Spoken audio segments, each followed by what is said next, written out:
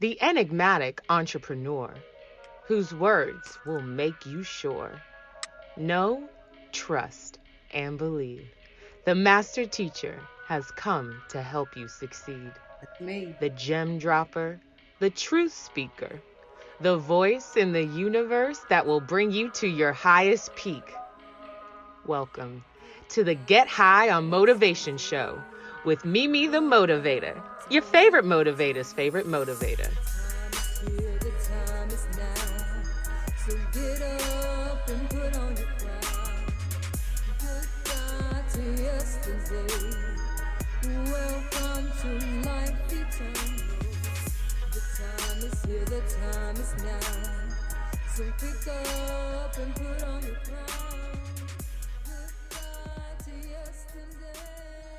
Welcome to life eternal. Good morning, good afternoon, and good evening, love bugs. It is your favorite motivator, Mimi the Motivator. Welcome to the Get High Motivation Show, y'all. I'm in Tampa, Florida.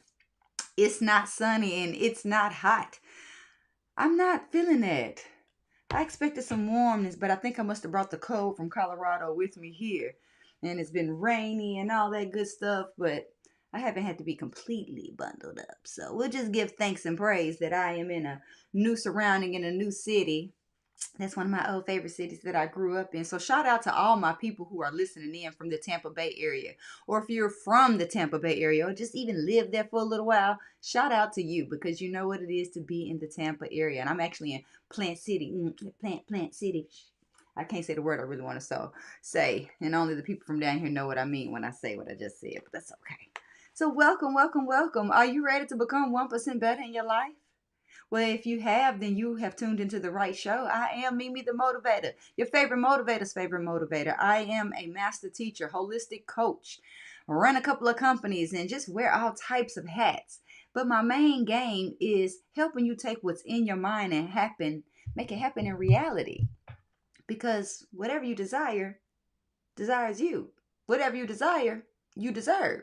Whatever you desire, you are worthy of. So welcome, welcome, welcome. If you have any inkling, any desire to get your mind, your body, your spirit, or your finances to a higher level, then you definitely tuned into the right show. Today we are talking about the 10 areas of life that you must have goals in. If you don't have goals in these 10 areas, then you tripping. We're not going to talk about SMART goals. We might, if we have a little bit of time left over, we might talk about SMARTer goals. But otherwise, we are going to talk about the 10 areas that you must absolutely, positively, hands down, must have a goal in, okay? But first, my tea bag. So my tea bag this morning says, for our food for thought, serve all in truth, in compassion, and in grace. Serve all in truth, in compassion, and in grace. I love it. I love it. My nose is running. I guess I need a little more self-love today. If you didn't know, when your nose is kind of like dribbling, kind of running, it's a lack of self-love. And self-love is not getting your nails done, although my nails do need to be done. But it's more about really loving your mind, loving your body, loving your spirit, doing what you said you were going to do, staying committed to yourself, staying committed to your values, to your core values. Ooh, we need to talk about core values, y'all. Let me put that on my list. So, food for thought. Serve all in truth, in compassion, and in grace. What came to my mind is that's where we need to really serve from, period.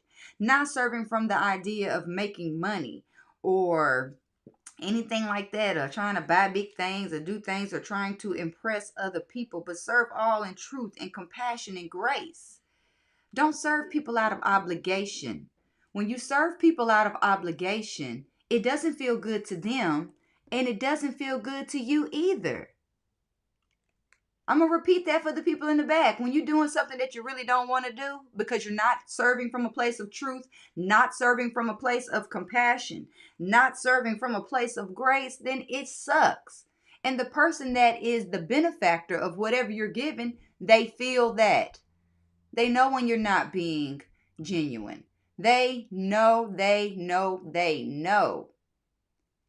And you got to acknowledge that. Okay? Don't act like they don't know. They know that you're really not happy to do what you're doing. They know that you're really not serving from a space of truth and compassion. When you are being manipulative, people know. They may not get it right away. And sometimes you have this feeling, but you're not really sure what the feeling is. But please believe, you can only go so long before a person's going to figure out that you are not serving from a space of truth, not serving from a space of compassion. Because if we're not doing anything opposite of those three words, we're in the wrong space. We're serving from the wrong space. If we're serving from fear, fear is not a good feeling to serve from. And if you find yourself serving from that space, it's time to either one, change your perspective, change your perception, or change the situation that you're in and remove yourself from it. We must serve in truth, compassion, and grace. Grace is very important. I asked one of my clients yesterday, how do we figure out how to remain disciplined and focus on our discipline, but still allow ourselves grace? Because I find that there is a thin line between giving ourselves grace and enabling ourselves. We always talk about enabling others or people who have enabled us, but we also can enable ourselves by giving ourselves too much grace, giving ourselves too much leniency. There is a such thing as too much grace. Grace is like a little window of variance that can exist on either side of the spectrum, but it's not a whole huge gap that allows you to just do whatever, to not measure up to your own deadlines, to your own goals, or those that have been set before you by the people you are connected to, attached with, working with, living with. What area are you serving from? Are you really serving from your heart space? Or are you just serving from your head space, thinking strategy only?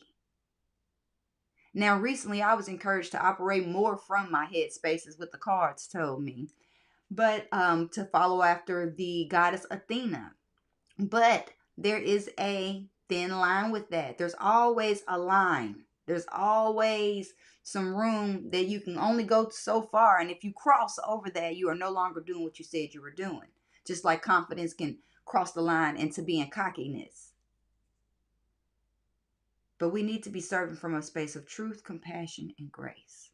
Those words are very prolific because as a leader, you have to be able to serve from those three spaces. You have to serve in truth because everyone is dependent on you who is looking at you and who is following you. You have to have compassion for the people that you're working with because they're not always going to get it right. You're not always going to get it right. I know I don't. We're not always going to fit the bill. There's going to be some days where we backslide. There's going to be some days where things just don't work out the way we thought they would. And that's okay. And in those days is when we need to give ourselves a little grace and make sure that we are giving grace to the people around us.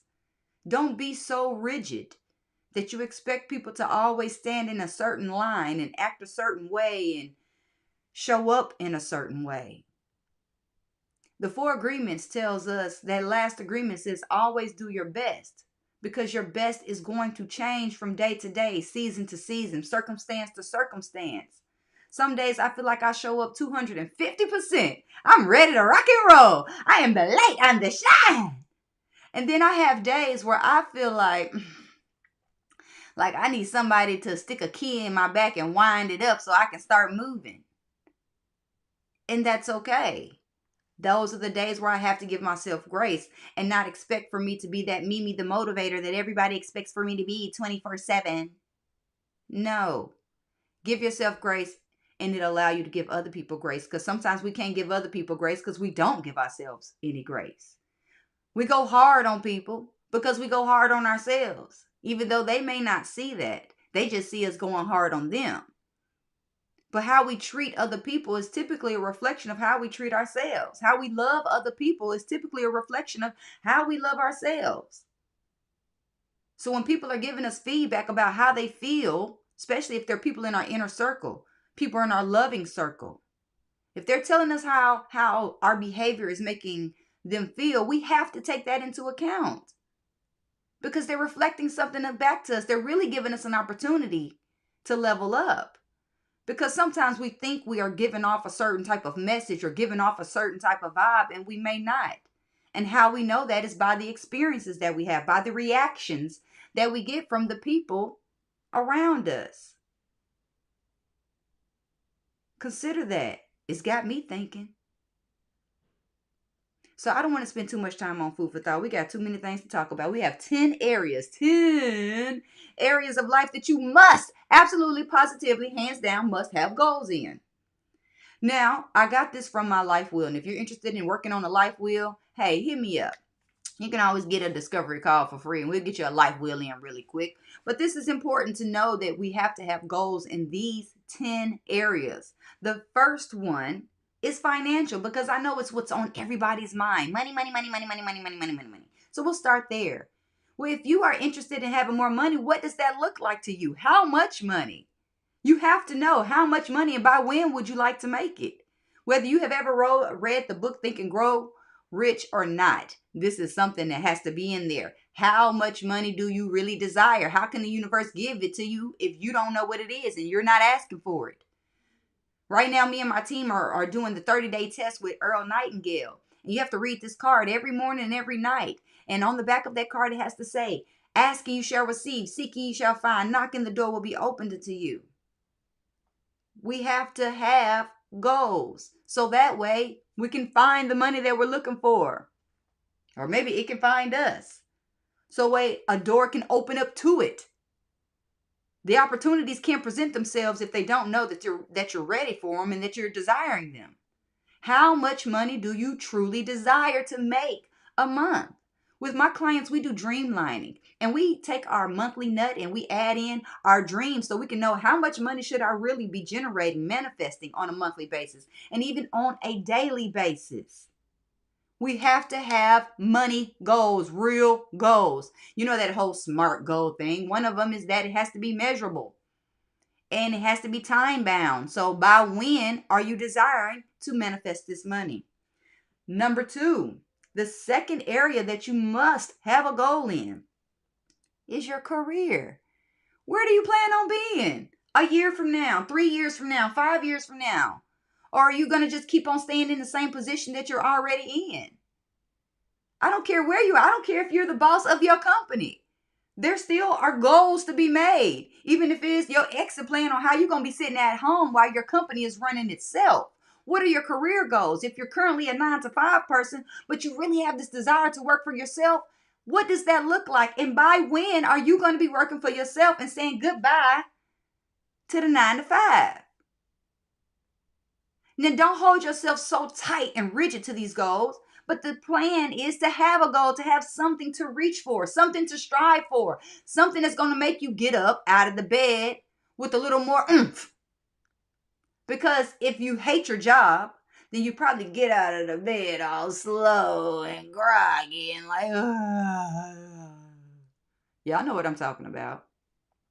But if you really love your job and if you love what you do and you're operating from a space of truth, compassion, and grace, then you're going to get up regardless of how you feel. I'm getting up regardless of how I feel every single morning to meet my crew on Clubhouse to do a billionaire morning. We're getting our shift together. So I'm committed to it. I'm committed to myself. I'm committed to my team. They're committed to themselves. They're committed to the vision of what we're doing. So we're all getting up super early in the morning. Those of us that are on the West Coast, it's 4:30 in the morning. Right now I'm on the East Coast, thank God. So it's 6:30 in the morning, but it still feels the same. But it's that commitment that you have to have when you're ready to make moves and level up in your career. Are you ready to level up, or are you going to stay where you are, just comfortable with the way things are and never stretch and grow? Number 3, contribution. When you have career goals and financial goals, I'm assuming, although we don't assume, I know and believe, trust and believe that you will be manifesting more money, which means it's time to give more. Givers gain anyway. So find a space that you are sure that you're giving in. We give with our time, our talent, and our treasure. So if you're making more money, give some back to the universe. If you go to church, they call it tithing. If you don't go to church, it's giving somebody on the side of the road something. donating some clothes, donating some time to a shelter. But we have to be sure that we have a contribution goal. How much money do you want to give away if you consider yourself a future philanthropist? It starts here and now. You don't have to be giving away thousands and millions of dollars to be a philanthropist. Giving away some of your hard-earned money, your hard manifested money, is contributing. It's being a philanthropist. Start giving more away now. Clean out your closet. I bet you got stuff in there with tags on it you're never going to wear. Just go and give it to somebody else, okay? Bless somebody else. Bless somebody else with any extra that you have or the extra that you need. When you need more time, that means it's time to give more time. When you need more money, give some away. Promise, it works every single time. It sounds crazy, but it works. Number 4, friends and family. You have to have a goal for your friends and family. Would you like better relationships with your friends and family? Would you like healthier relationships with your friends and family? Would you like to see them on a more regular basis because you live somewhere away from them? Have a goal for this coming season. And like I said, it has to be measurable. I made a goal list of 300 things that I desire to manifest. And on that, I listed the family members that I wanted to go see. And I have been crossing it off. I have been blessed enough to hop on a plane and go see these people. Whether it's for happy or sad occasions, it doesn't matter. The universe made it happen. And now I'm getting to see those people. Make a list. You have to have these goals written down. A list of goals written down. Carry them with you. Look at them daily. At a minimum, look at them monthly to make sure that you're on the right track. So you can remember why you're doing what you're doing and what you set out to do, because sometimes we get caught up in the world and caught up in life and kind of forget what we're really supposed to work on because of all the stuff in front of our face. All the situations, all the circumstances, all the drama, all the fires we got to put out. But we have to consider, where do we want to be with our friends and family? It's important. They're important. Relationships are important. Relationships are assets. If there was no money, you need people. Because please believe, money cannot build itself up and wipe your butt if you were paralyzed. Relationships are valuable. So be sure that you are maintaining and establishing and cultivating and nourishing your relationships, because that's the real gold. Number 5 on my list, speaking of relationships, is romance. Have a goal for your romantic life if you are currently married. Have some goals for you and your spouse. What does that look like? Whether it's spending more time together or getting a divorce. Have a goal. Set it out. When are you going to do it? If you're getting divorced, when are you going to get divorced by? My dad just got a divorce and I'm so excited about it. Not that in a spiteful kind of way, but just in a way that I'm seeing him so free and he is now back a part of our family. Something that could have happened while he was married, but it didn't for whatever reason, and it's okay. Got to give grace, right? That's coming from compassion, a space of compassion, because I love his now ex-wife. I love her too, and I will always love her, and she will always be a part of my family, no matter what happens. But we have to have goals for our romantic life. If we are a single person and we desire to be with someone, what does that look like? Have you written out a list of your manifested man or your manifested woman or your manifested non-binary person? What are they looking like? What are they looking like on the inside? What is their inside makeup? You can go ahead and put some outer features on there too, but what is the interior of this person? What is the mental track? What are the attributes? What are the habits of this person? What do you really desire from this future person? Go ahead and write these things down. Get clear. Get clear for yourself first and foremost, so that way when this person walks up, you're like, oh, wait a minute, that's you. Without a doubt, you know that is the person. When you meet people, you'll now have a criteria of what to compare them to. Let's do it. Let's make our list so that way that person can show up, and let's clear out the person that is not that person. Let's go on and make space. Sometimes you got to make space for the new boo. by getting rid of the old boo. It's okay. It's going to be hard, but you can do it. I got faith in you. And if not, call on your girl. I'm the queen of the cutoff, and I'll teach you how to cut them off healthily. Next on my list, health and fitness, because you got to have your body right. We got to have our physical health right. We can't be making all this money and can't get out there enjoying it. So have a health and fitness goal. How many times a week are you going to go to the gym? How many times a week are you going to hit that mat and do that yoga? How many times a day are you going to meditate for how many minutes? Start now. Write it down. Put it on your calendar. Make it happen. Don't just say, oh, if I have some time, I'm going to go for a run. Or if I have time, if I wake up early enough, I'll go to the gym. No, make it happen. Make it priority. Make your health and fitness priority. The next area that we need to have a goal in is our physical environment. Yes, your physical environment is what you see. It's your house. It's your home. It's the people in your life. Whatever you see with your carnal vision, with your physical eyes on a regular basis, that is considered your physical environment. So set a goal for your physical environment. How would you like for it to change? Would you like a bigger home? Would you like for your home just to be cleaner? Would you like for your home to be more peaceful? Would you like a new community around you? Think about your physical environment, whether it's even your work environment. Do you need to clean up your office like I do? I got stacks of paper that I am trying to do something about, and now the stacks of paper, they end up spread out over the floor, and now they're back in a stack because I needed my office neat before I left Colorado. All right. Next on my list, this one is very, very, very, very, very, very, very, very, very, very, very, very important. Personal development and education. And I say education because I know some of us are out there getting formally educated, and I have no problem with that. I have been there, done that, and probably will go back too. But we need to be sure that we are continuously pouring into our mind, exercising our mind, growing our knowledge base, perfecting our craft. Personal development is of the utmost. Ask any millionaire or billionaire, and they'll tell you how much they invest on an annual basis into personal development. You wonder why people go to those crazy, motivational things, like Get High on Motivation Live, our annual event that we're having every year. Wonder why people go to these things like Tony Robbins events, because they get all pumped up and they're around other people who want that same thing, people who desire greatness. When you get into around a community of people who desire a similar something, who have parallel core values, parallel vision, it changes the game. That's why we created the Minority Mastermind, because we wanted to be sure that we were in an environment, a safe environment for us to grow and flourish as billionaires.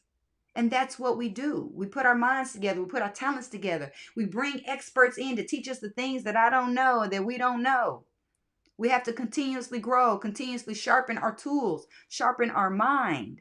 Read books. Jim Rohn says that self-education, oh my gosh, I'm going to mess it up. Just basically, formal education will make you broke, but self-education can make you rich beyond measure. Those are not his words. Those are mine. But that is the truth. Read books constantly. You should be reading something every day for a minimum of 10-15 minutes. Read a couple of pages. Read a chapter of something every single day. You're worth it. Your future is worth it. We can't continue operating from the mind that we have, thinking that we're going to create something different. Pour some new information, some new knowledge, some new concepts into your mind and start practicing them. Don't just pour them into your mind. Don't just read the books and don't practice what it says. Read the books and practice and see how it works. Trust that it will work. Trust that something out of the formula that you read in any one of these books, whether you're reading The 4 Agreements, Think and Grow Rich, The Science of Getting Rich, any of these books, practice what they say. I got people doing the 30-day Nightingale test with me who haven't written down their stuff on the card, and I was one of them at first for the few days. Get it done. Do the work. That's how the results come, is by us doing the work. We cannot get the results without doing the work. And speaking of doing the work, we do all this physical work. We're making our bodies, look a certain way, hair, nails, whatever the case may be, muscles, cars, all that physical stuff. But what about what's on the inside? Do you have a spiritual goal? What is your spiritual goal? And if you don't have a spiritual goal, then now is the time to consider having one. No matter where you are spiritually, you can always level up. You can always ascend to a higher level, to a higher realm. You can always step into a greater calling. How do you do that? Your spiritual goals can even be part of that meditation. Learning more about crystals and aromatherapy. Getting out in nature more. Connecting with your source energy, your higher source. Call it what you want. God, universe, Allah, Atiaja, Dios, self, higher self, the ancestors. Have a spiritual goal and know how you're going to get there, because all of our goals have to be actionable. I told you we're going to talk, if I had a few minutes, and I feel like we have just enough time for me to tell you what smarter goals are. A smarter way of setting goals. We know the smart way, but let's talk about the smarter way. So we know SMART is specific, measurable, actionable, relevant, and time bound. But then we're going to tack on an E and an R. Our E is evaluate the goal. See if the goal even makes sense. Like I said, we need to reapproach our goals every single month. Is your goal still valid? Is your goal in alignment to where you are currently? Is it still relevant? We need to know that it's still relevant. We need to be sure that it's really, truly actionable. Or have we taken all the action we can take in that area? Is your goal actionable? Because it has to be actionable. But the R is reward. Have you tied a reward to meeting your goal? If you haven't, do that. If I meet this goal, then I do this. If I meet this financial goal, then I'm going on vacation. Have a reward tied to the goal. Have a reward tied to the new habits. Reward yourself. You're worth it. You're worthy. And everything that you desire, you're worthy of. So be sure that you are focusing on these 10 areas of life: financial, career, contribution, friends and family, romance, fun and recreation, health and fitness, physical environment, personal development, and spirituality. Get your goals written down and get them done. I'm Mimi the Motivator, your favorite motivator's favorite motivator, and this is the Get High on Motivation Show. I'm so glad that you were here. I will see you next week. Same time, same place. Be sure that you share this with a friend and share this with somebody that's just been getting on your nerves. I love you. Be happy. Be healthy. Be you.